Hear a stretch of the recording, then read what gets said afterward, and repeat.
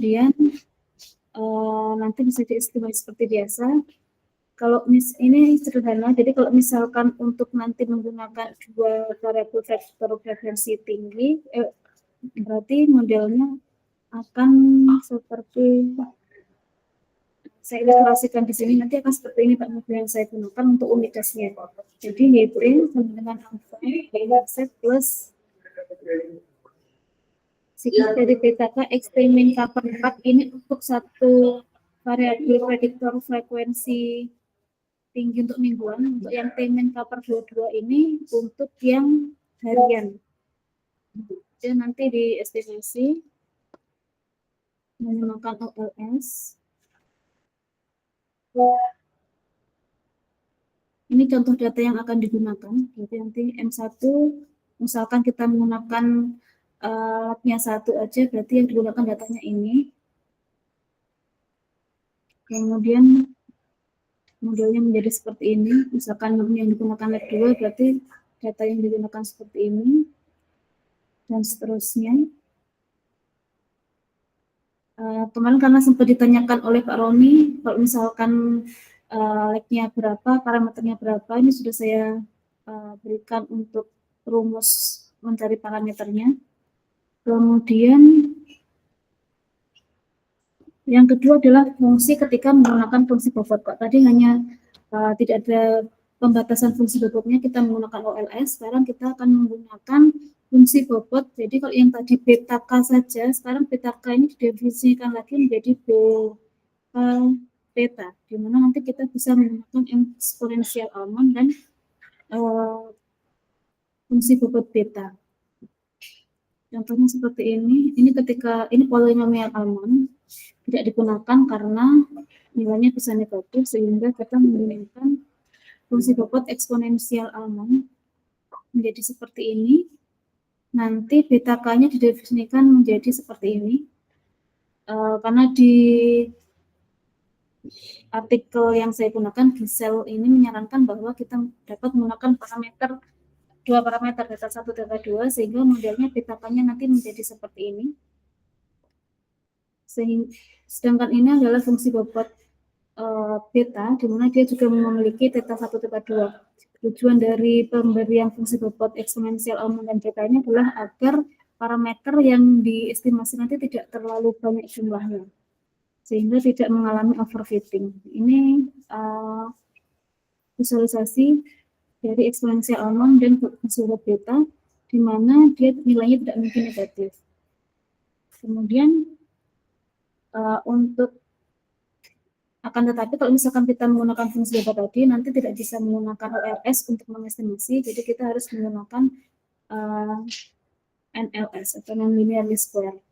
Nah, kemudian model yang kedua yang digunakan adalah DL-Midas. DL-Midas ini artinya kita menggunakan distributed lag-nya dari model Midas tadi. Di sini misalkan kita menggunakan HX di sini adalah berapa sih lag yang mau kita gunakan pada model U-Midas ini.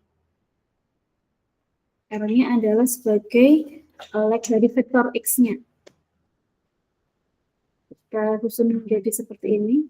Kemudian di teori ini saya simulasikan untuk HX sama dengan 1. Kalau misalkan tadi X-nya, M-nya tadi 4, berarti kalau misalkan kita menggunakan HX sama dengan 1, berarti nanti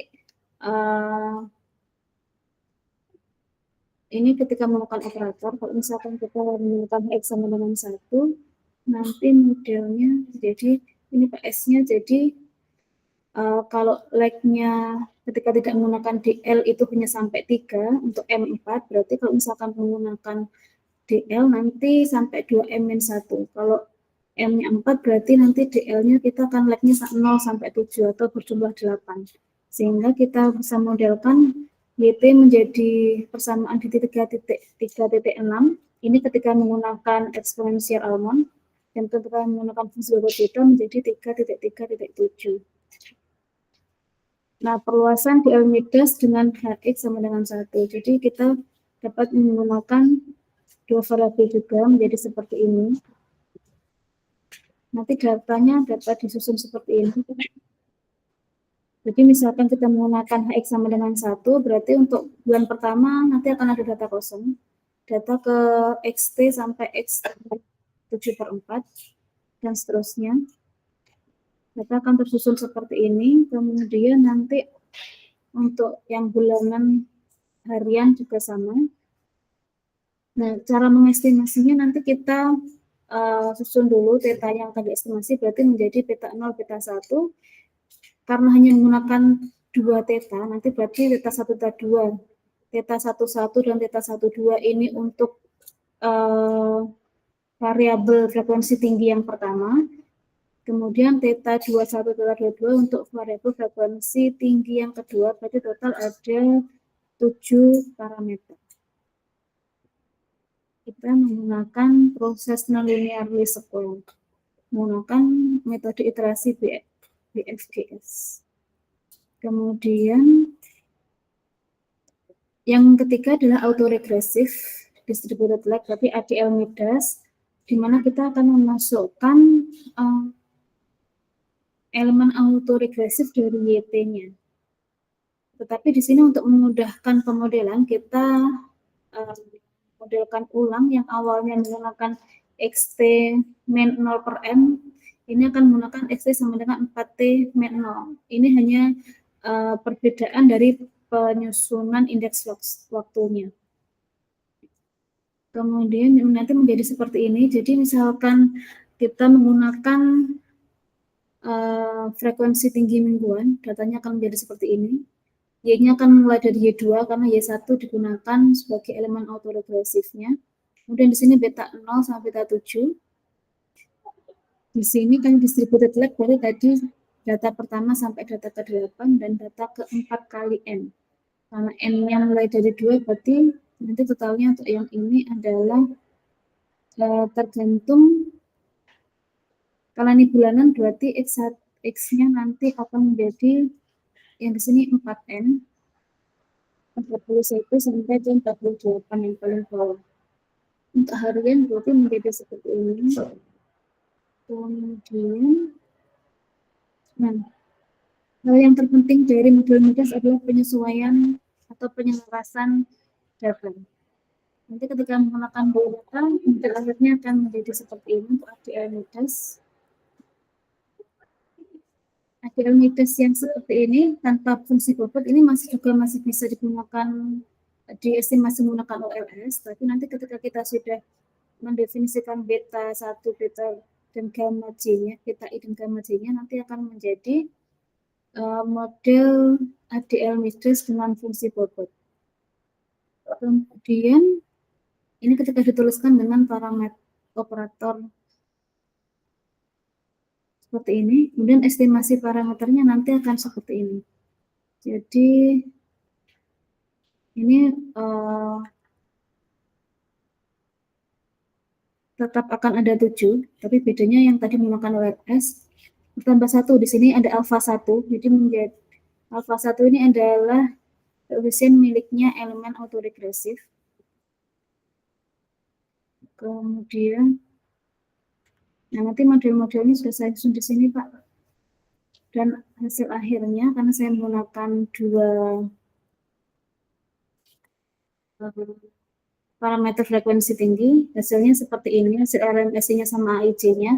Nah, di sini yang pertama nomor 1 model distributed lag model ini adalah model yang menggunakan agregasi. Ini bukan model Midas, ini adalah model pembanding yang akan digunakan untuk membandingkan penggunaan Midas. Jadi yang nomor 1-nya adalah model selain Midasnya. Yang nomor 2 sampai 15 adalah model Midas dengan berbagai spesifikasi. Yang pertama UMIDAS. UMIDAS ini adalah model tanpa lag, jadi yang digunakan hanya XT sampai lag dari 0 sampai dengan M-1. IJ-nya ternyata cukup tinggi, lebih tinggi daripada M, meskipun RMS-nya lebih rendah. Kemudian ini DLP Midas PX1, ini artinya kita menggunakan lag-nya hanya lag untuk vektor X-nya itu hanya 1. Jadi misalkan tadi kita menggunakan lab 0 sampai 3, berarti sekarang 0 sampai 7. Kalau DLU midas PX sama dengan 2, berarti menggunakan labnya 0 sampai ke 11. Nanti yang PX sama dengan 3, 0 sampai ke 16 untuk yang mingguan. Tetapi kelemahan untuk DLU midas ini nanti ketika kita untuk yang harian, kalau terlalu banyak PX-nya, itu nanti akan tidak bisa di overfitting. Jadi parameter yang diestimasi akan lebih banyak daripada data observasinya, jadi tidak bisa digunakan. Ini sudah maksimal untuk PX sama dengan 3-nya. Nah, meskipun di sini keanehannya adalah kalau misalkan di paper-paper yang saya temui itu hampir sebagian besar harusnya yang bukan UMIDAS yang tertinggi, tapi yang menggunakan eksponensial Alman atau beta, yang menggunakan fungsi bobot lain untuk yang penggunaan parameter di tingkat 1 tingkat 2. Tapi untuk yang hasil saya ini masih yang kecil malah yang masih UMIDAS. Padahal UMIDAS ini banyak sekali parameter yang diestimasi dan kemungkinan overfitting. Kemudian untuk yang UMIDAS, kesimpulan yang pertama yang di sini UMIDAS-nya masih paling bagus, dan yang paling bagus adalah DLU midas dan ADLU midas daripada yang lain dari PX sama dengan 3, artinya kita menggunakan lag sampai 3. Ini khusus yang untuk M sama dengan 4-nya, untuk yang mingguannya. Kemudian untuk yang lain, kesimpulan yang kedua, untuk eksponensial Alman di sini sedikit tricky di fungsi bobot eksponensial Alman dan beta. Yang beta saya belum mengestimasi, Pak. Yang Alman di sini trikinya adalah dia sangat sensitif terhadap nilai awal. Jadi nilai awal yang kita masukkan di iterasi menggunakan kuasi Newtonnya itu sangat berpengaruh terhadap ininya. Jadi mungkin nanti saya ketik dulu di nilai awalnya. Ini belum final, Pak. Jadi ini saya masih menggunakan nilai awal. Mungkin nanti akan ada nilai awal yang paling bagus digunakan.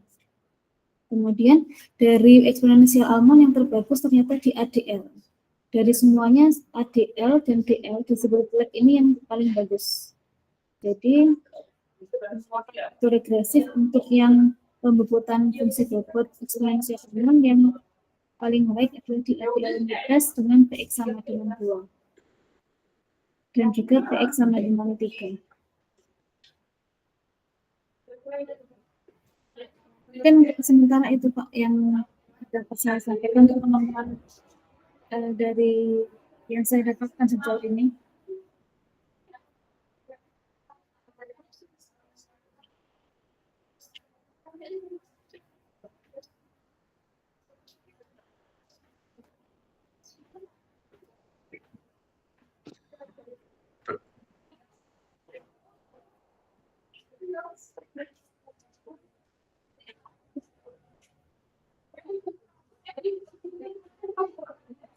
Berarti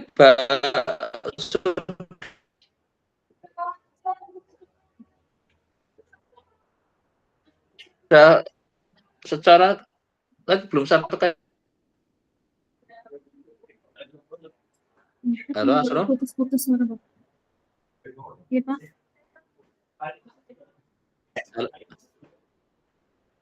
Jadi dari kerjaanmu ini secara metodemu kesimpulannya apa? Terkait sama seperti yang Berlianya sempat saya indikan bahwa Anda dengan adanya mix ini apa sih yang Anda dapat kesimpulan dari dengan mungkin kalau seandainya yang orang kan ada senang memilih untuk hal itu masih bisa milih yang frekuensinya sama aja gitu. Nah, dalam situasi ini Anda nyoba dengan frekuensi berbeda, ada suatu saat memang mau tidak mau pilihannya di sumber datanya adanya harus mix gitu. Jadi kesimpulan kayak misalnya data saham kan bisa ambil data harian, bisa mingguan, bisa bulanan, bisa ini lah. Yang di Anda ini memang harus sumber datanya mau tidak mau harus mix, apa masih bisa dikerjakan secara tidak mix? Ini dari metodenya dulu. Jadi Anda memangnya mesti harus mix ini apa? Untuk yang model nomor 1 itu yang tidak mix itu mix, tetapi maksudnya untuk dari sumber datanya memang harus mix gitu. Oh iya Pak. Jadi ini asumsinya adalah datanya harus mix. Jadi ketika kita mau maksud data saya, yang mix, Anda nyari data yang mix apa data yang sebenarnya nggak mix tapi dibikin mix gitu. Kayak tadi saham ya, Anda biar beda-beda, saya buat frekuensinya beda misalnya. Itu Ini memang dulu. datanya mix. Memang nggak ada datanya, kalau diusahakan dia dari segi sumber datanya dibikin nggak mix, bisa nggak? Kalau dibikin nggak mix, itu datanya sudah bisa di-download-nya memang saya mencari Mana yang yang memang harus mix gitu. Artinya ini saya cari supaya yang satunya harian semua atau mingguan semua atau bulanan semua, nggak bisa ini. Yang satu keluarnya selalu bulanan misalnya, yang satu keluarnya harian. Kalau harian masih bisa dibikin bulanan kan? Karena kan dia tapi kalau yang bulanan tiba-tiba dibikin harian kan nggak bisa, dibikin mingguan nggak bisa kan?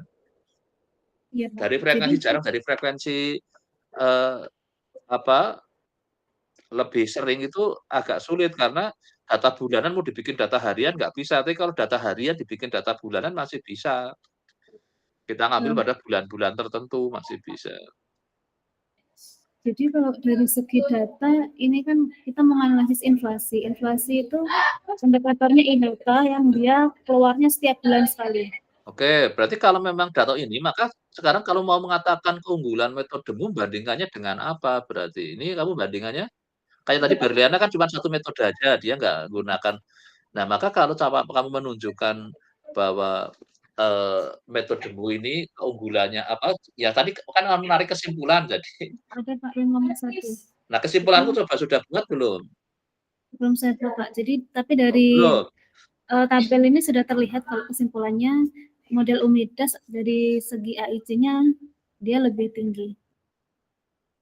Ya oke, Jadi nomor ini 1 tapi ini kan dari ukuran sudah gunakan data.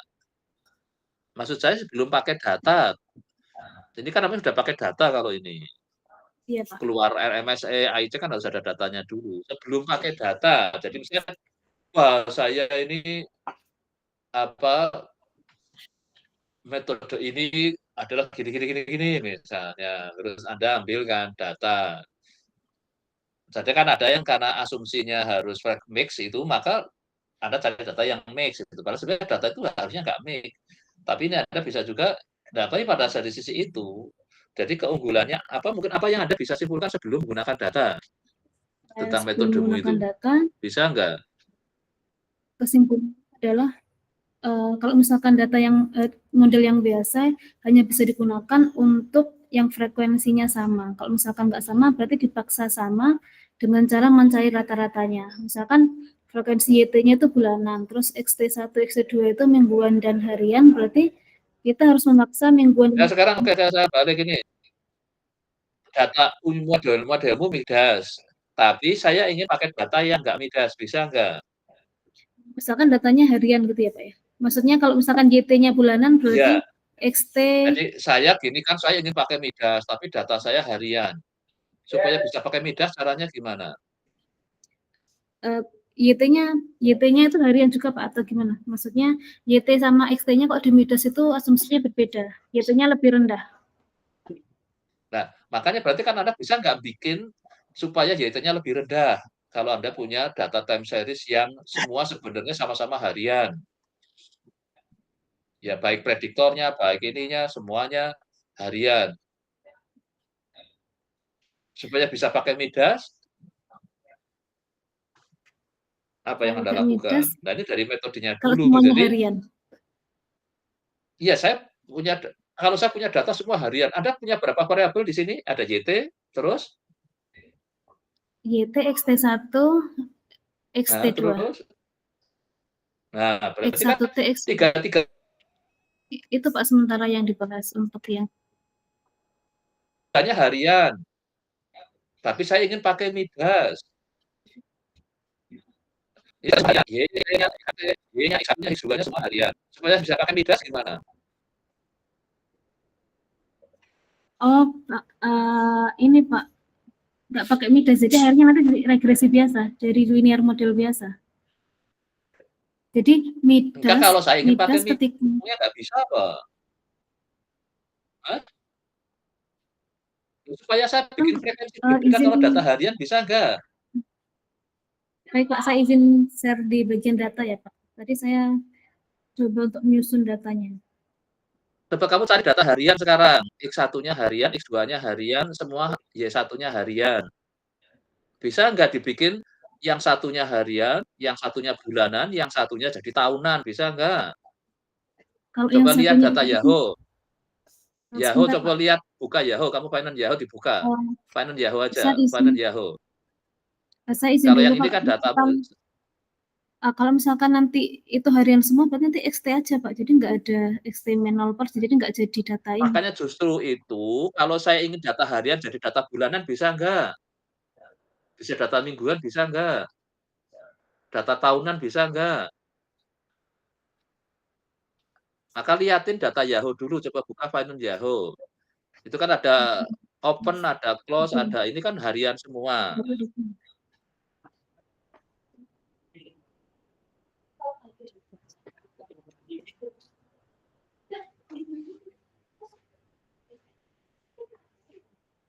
Finance Yahoo gitu ngetiknya langsung.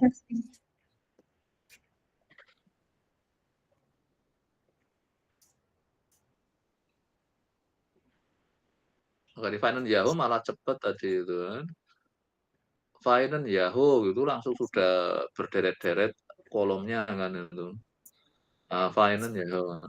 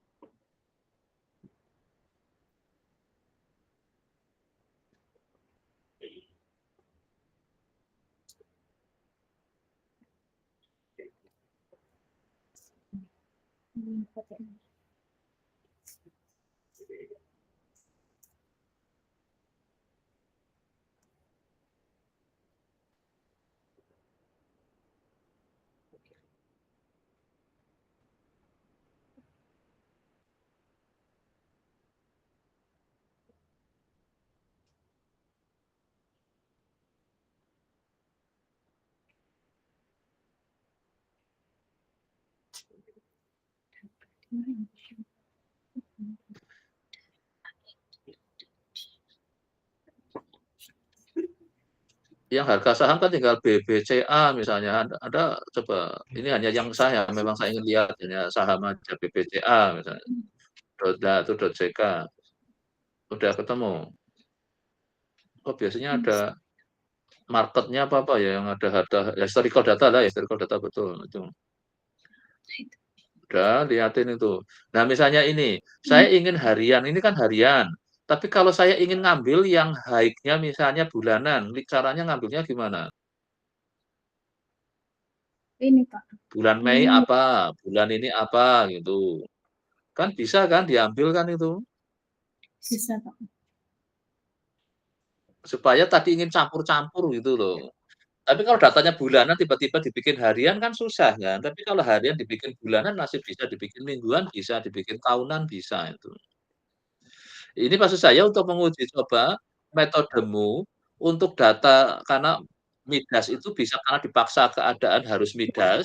Kayak tadi kamu inflasi katanya sumber datanya nggak mungkin itu. Bulanan, nggak mungkin saya minta harian misalnya. Walaupun inflasi harian ya ada. Maksud saya pada saat apa, memang saya harus pakai midas gitu kan. Tapi sebenarnya saya masih bisa nggak pakai midas misalnya. Ada nggak kayak gitu? Jadi artinya kapan saya harus pakai midas gitu. Nah, inilah yang saya akan coba Anda, kan ini dari sisi metodenya dulu ya. Jadi walaupun saya hanya pakai data, tapi data tidak dihitung kan. Saya hanya ingin Anda menunjukkan bahwa kapan midas itu si emak apa suatu kewajiban atau harus lah gampangannya itu.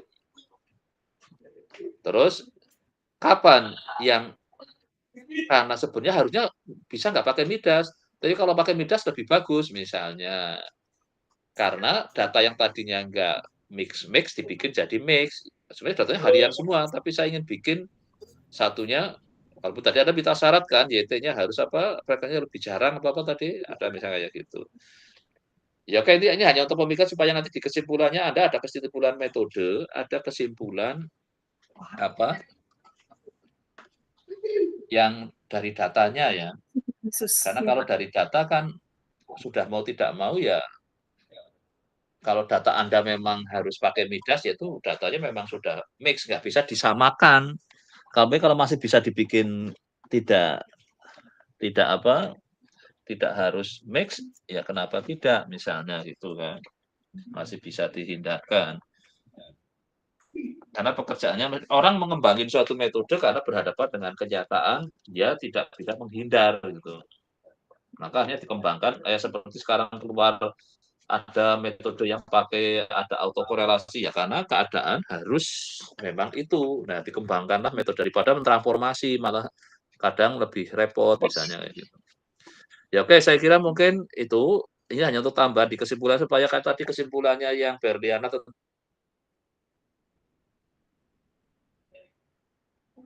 tentang metodenya itu masih ada ya. Jangan hanya kesimpulan di datanya. Jadi metodenya harus ada kesimpulan terkait metode, karena di S2-nya kan di matematik, jadi seharusnya sisi metodenya, modelnya kamu punya kesimpulan. Terus nanti di sisi datanya, nah itu nanti ada 2 bagian kesimpulan itu ya.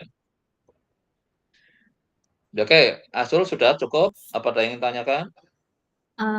Berarti nanti misalkan hasil akhirnya seperti tadi nggak apa ya Pak ya? AIC sama RMSE terus kesimpulannya ditambahin di bagian. Ya, itu kan kesimpulan data, sudah main data. Makanya bab 4 itu kan kesimpulan main data. Ya, Bab 3 kesimpulan main teori sebenarnya. Jadi di bab 3 pun di endingnya ada, jadi makanya ini kenapa Midas itu harus dikembangkan, harus ada itu. Karena memang kadang dihadapkan suatu keadaan di mana kita memang mau tidak mau berurusan dengan yang mix, misalnya kayak gitu. Tapi rasa suatu saat saya ketemu dengan data yang sebenarnya nggak mix, saya bikin jadi mix kan masih bisa gitu. Asal tadi yang frekuensinya tinggi dibikin jadi frekuensinya rendah, kayak tadi harian jadi bulanan, itu kan jadi lebih rendah kan itu secara ininya di ngelihat. Tadinya bulanan jadi harian jadi bulanan misalnya. Nah, itu coba ditajamkan nanti di kesimpulannya kelihatan ya, karena cenderung sering kesimpulannya langsung kesimpulan sudah main data. Tapi main metodenya itu kayaknya nggak pernah ini kan. Terus apa terkait asumsi itu, misalnya kalau ada apa sih kendalanya, itu kalau bisa kelihatan lah itu. Ya oke, targetnya mau selesai kapan? Langsung. pengennya akhir Mei. Ya udah, berarti dikebut aja. Sekarang kamu sudah bab 3, bab 4, bab 5-nya kan, kesimpulannya kalau ini sudah selesai. Tapi yang penting saya harapkan kesimpulan terkait metode ada, kesimpulan terkait data ada ya. Baik Pak. Nanti biasanya Ya, kalau oke, ujian dikebut itu aja. biasanya Gimana? kalau ujian biasanya kalau ujian itu diminta nampilkan kodenya juga atau tidak ya Pak? Ya tergantung pengujinya. Ya Anda harus siap. Baik. Kadang coba saya ingin lihat codingnya, yo kamu siap. Kadang ini lihat paper sumbermu, ya kamu siap. Gitu. Maka kenapa saya minta Haref ke referensi data pustakanya, Haref ke collab-nya. Anda pakai collab ya? Iya. Anda Kalau pakai apa, Asrul? ininya masih pakai R yang ini Pak. Hah? Offline? Masih pakai R offline. Soalnya kalau misalkan Nah, semuanya collab itu agak lama. Nanti saya pindahkan Pak.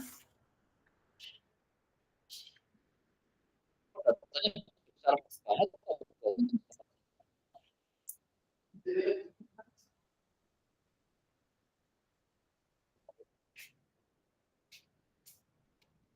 Kurangi nilai ya.